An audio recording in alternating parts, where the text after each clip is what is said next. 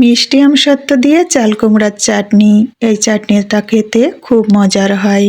আমি কুমড়া বড়ি দেওয়ার জন্য একটা কুমড়া কিনে এনেছিলাম। তার বুকের যে ভেতরের অংশটা, নরম অংশটা, ওটা দিয়ে আমি চাটনি রান্না করে নেব। এই অংশটা ছোট টুকরো টুকরো করে কেটে নিয়েছি।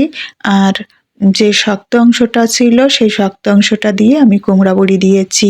এই বুকের এই নরম ছোট টুকরো অংশগুলো আমি খুব ভালো করে জল দিয়ে ধুয়ে নিয়েছি। ভালো করে না ধুলে একটা টক ভাব থেকে যাবে এটাতে। আর সঙ্গে আমি মিষ্টি আমসত্ত্ব দিয়েছি। কড়াইতে আমি 2 টেবিল চামচ পরিমাণ তেল দিয়ে দিলাম আর হাফ চা চামচ পরিমাণ পাঁচফোড়ন দিয়ে দিলাম। পাঁচফোড়নটা রেডি হয়ে গেলে আমি টুকরাগুলো দিয়ে দিচ্ছি। সেই টুকরাগুলো খুব ভালো করে ভেজে নেব। তারপর একে একে মশলা দিয়ে দেব।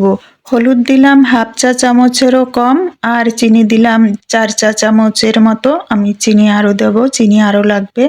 যখন আমার চাটনি রান্নাটা অর্ধেক মতন হয়ে যাবে তখন আমি মিষ্টি দেখে তখন আমি বাকি মিষ্টিটা দেব। এখন কিন্তু আমি লবণও দিলাম না। খুব ভালো করে নেড়ে চেড়ে আমি ভেজে নেওয়ার চেষ্টা করছি। আর আমি যে টুকরা করে রেখেছিলাম মিষ্টি আমসত্ত্বটা, ওই মিষ্টি আমসত্ত্বগুলোও এখন আমি দিয়ে দিলাম। আবার একটু নেড়ে চেড়ে ভেজে নিয়ে আমি গরুর দুধ গরম করে রেখেছিলাম ঘন করে 1 কাপের মতন, সেই 1 কাপের মতন ঘন গরুর দুধ আমি দিয়ে দিলাম। আর খুব ভালো করে কষিয়ে নিলাম।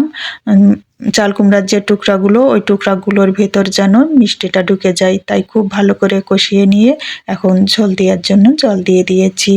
আর ঝোলটা খুব ভালো মতন ফুটে উঠলে আমি এখন মিষ্টি দেখে নিলাম।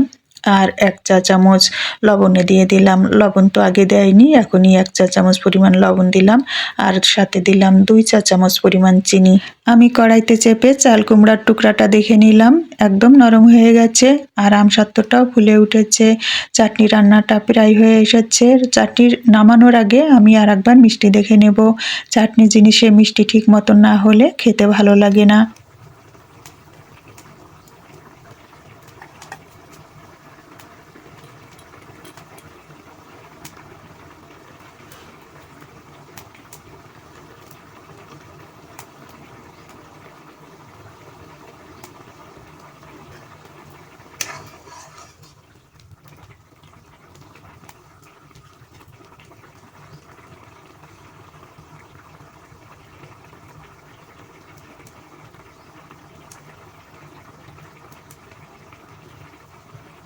চাটনি রান্নাটা আমার হয়ে গেছে। আমি এখন নামিয়ে নিচ্ছি। আমি ঘন মতন করেই রান্না করে নিয়েছি। নামিয়ে রাখলে ঠান্ডা হয়ে গেলে আরও ঘন হয়ে যাবে।